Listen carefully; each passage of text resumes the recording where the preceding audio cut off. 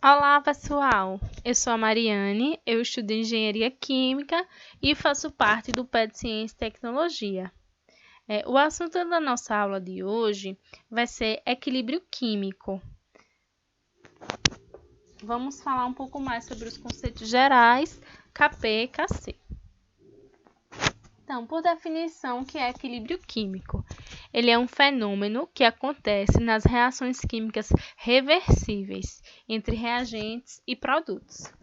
Ele é representado por essa dupla seta aqui, que ela quer dizer basicamente que enquanto tem uma coisa indo, tem coisa vindo também.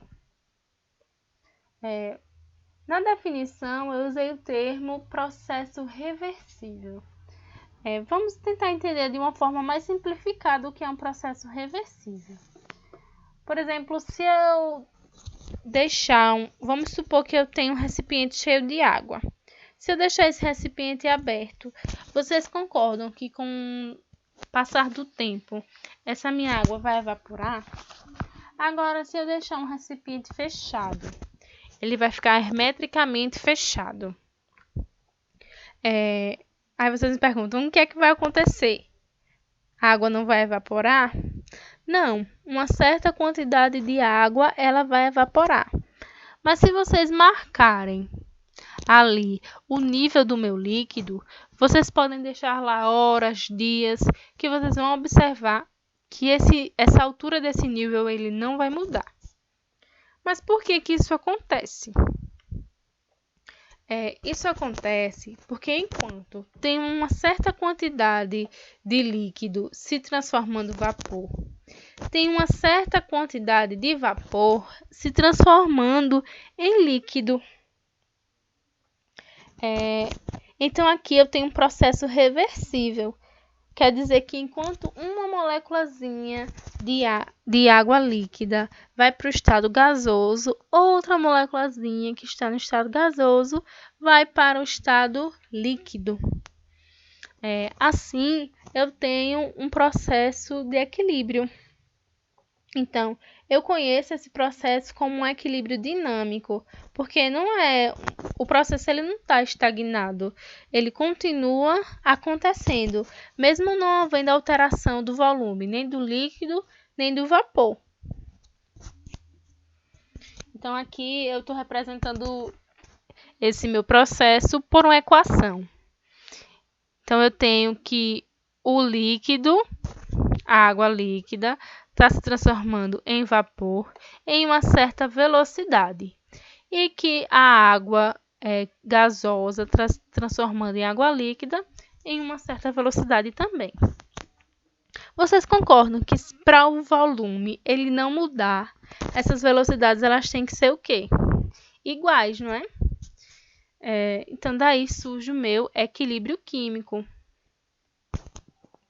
Eu tenho aqui uma equação genérica, que eu tenho esse Azinho sendo a quantidade de mols do meu reagente e o meu Bzinho a quantidade de mols do meu produto. No equilíbrio químico, eu posso considerar que a velocidade dessa reação direta, que essa setinha vem saindo da esquerda para a direita, ela é igual à velocidade da minha reação inversa, que é essa setinha onde vai saindo da direita para a esquerda.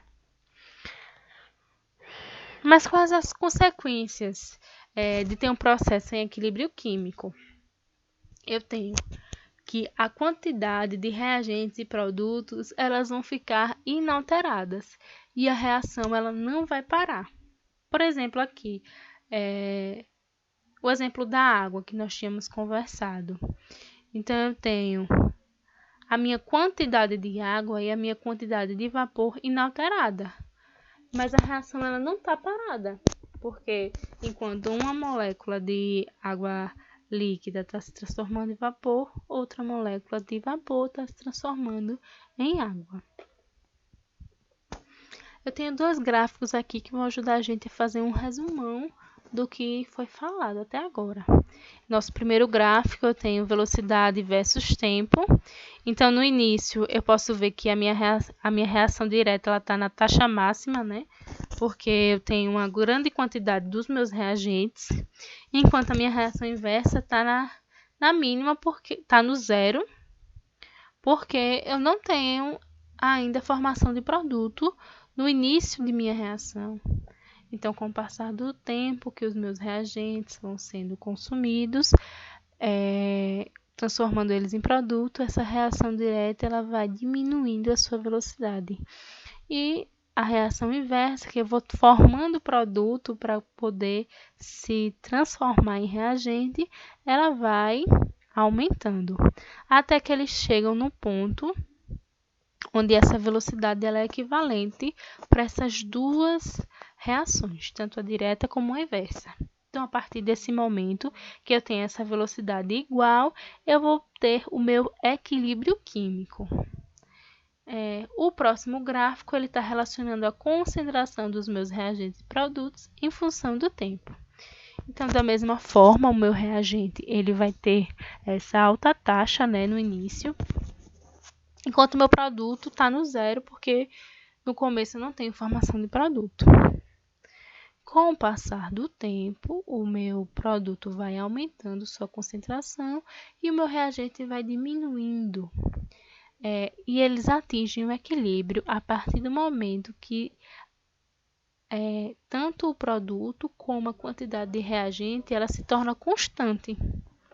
Então, aqui, a partir desse momento que eu tenho constante reagente, eu tenho constante produto, é onde eu atinjo o equilíbrio químico. Outro ponto bem importante é que nós temos que ressaltar para conseguir ter o equilíbrio químico é o sistema ele não ter trocas com o ambiente e que a temperatura fique constante. Porque se eu tiver esses dois fatores, eu vou ter perturbações no meu sistema que não vão permitir o equilíbrio. Agora vamos falar um pouco sobre a constante de equilíbrio. Por definição, ela é uma grandeza que caracteriza o equilíbrio químico, levando em consideração os aspectos cinéticos das reações químicas e as soluções em equilíbrio dinâmico. Então, quando eu falo esse termo, aspectos cinéticos, me vem logo a relação com velocidade, né? Então, se vocês tiverem alguma dúvida sobre a cinética das reações, tem um vídeo aqui no canal também, que vocês podem saber mais sobre esse assunto.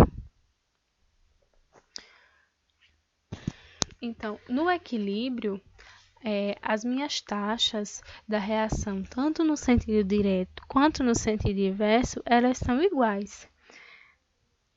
Sendo assim, foi estabelecido que a constante de equilíbrio ela vai ser obtida pela razão entre a concentração dos produtos e a concentração dos reagentes. E o valor de K ele pode variar conforme eu tenho mudanças na temperatura.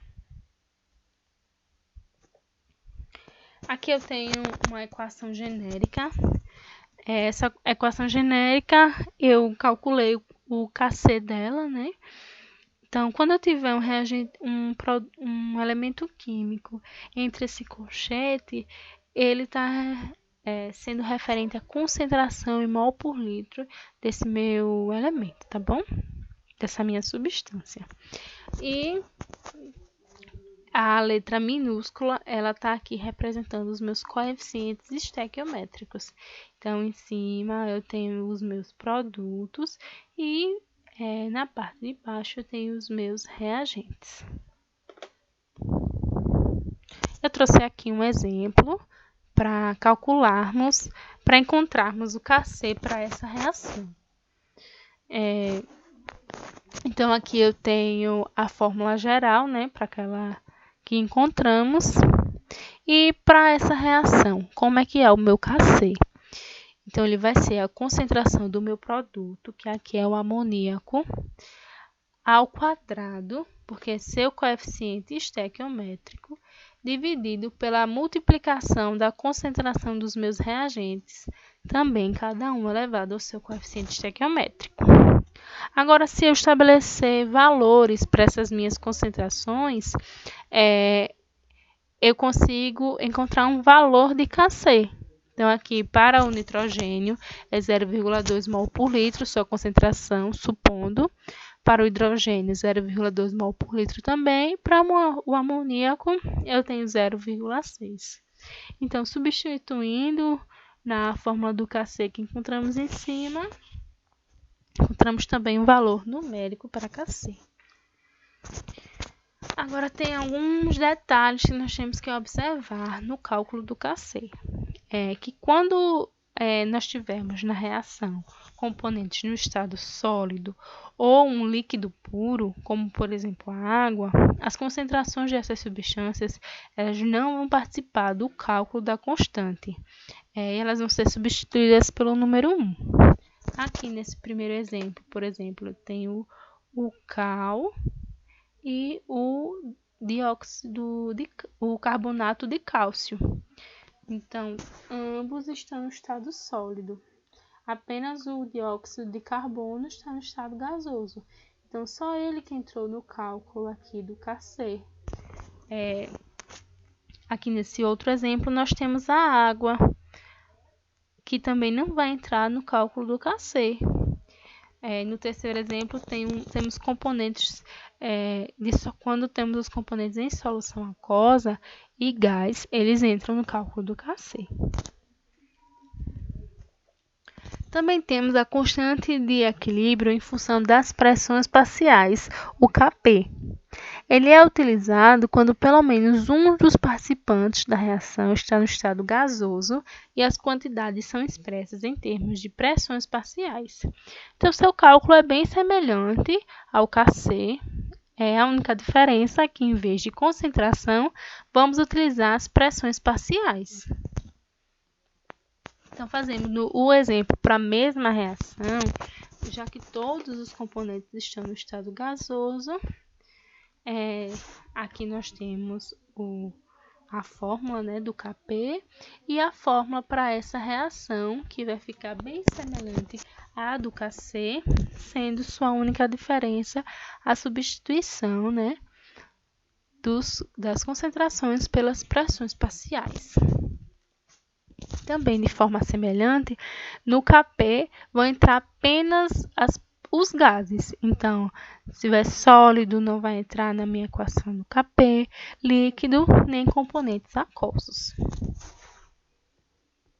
Eu também trouxe uma relação entre Kp e Kc para vocês, porque às vezes algumas questões dão um valor de Kp, mas você só consegue encontrar o resultado se você encontrar um valor de Kc. Então, é uma equação que relaciona essas duas grandezas. E agora vamos responder um exercício. Um exercício que é da PUC e eu vou ler para vocês. Um equilíbrio envolvido na formação da chuva ácida está representado pela equação. Temos aqui a equação. Um recipiente de 1 litro foram misturados 6 mol de dióxido de enxofre e 5 mol de oxigênio. Depois de algum tempo, o sistema atingiu o equilíbrio e o número de mols de trióxido de enxofre medido foi 4. O valor aproximado da constante de equilíbrio é... O exercício, ele pede para a gente calcular a constante de equilíbrio em termos de concentração. Logo, nós sabemos que temos que encontrar o Kc. Para realizarmos esse cálculo, devemos usar os valores no equilíbrio de cada participante da reação. Só que é aí que entra a diferença dessa questão. Porque se observarmos os valores de concentração fornecidos para os reagentes na questão, não foram os valores no equilíbrio, foram os valores no início da reação. E o Kc eu calculo com as concentrações no equilíbrio. Então, armando a expressão do Kc para essa reação, eu vou ter Kc igual a concentração de trióxido de enxofre ao quadrado, dividido pela concentração de dióxido de enxofre ao quadrado, multiplicado pela concentração do oxigênio no equilíbrio. Então, o nosso exercício deu nossas concentrações iniciais dos nossos reagentes, mas tem uma forma de eu encontrar as minhas concentrações no equilíbrio. Eu vou construir essa tabela aqui. E a partir dela, vou encontrar essas concentrações. O primeiro dado que nós conseguimos perceber é que no início da minha reação eu não tenho uma formação de produtos. Então, a concentração inicial do meu produto é 0. Dessa concentração inicial do produto, eu consigo saber a concentração do durante do produto, porque a soma do início com o durante é que vai dar a concentração do equilíbrio.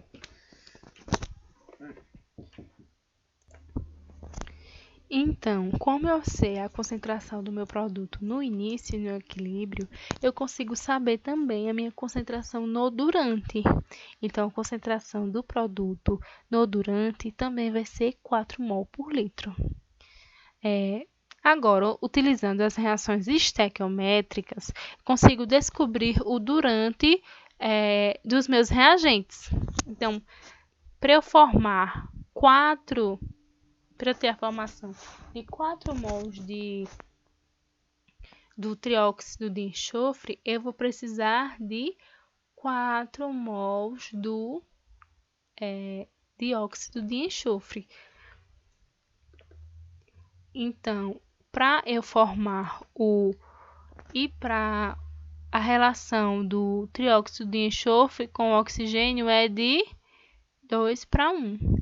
Então, para formar 4 trióxidos de enxofre, eu vou precisar de 2 de oxigênio.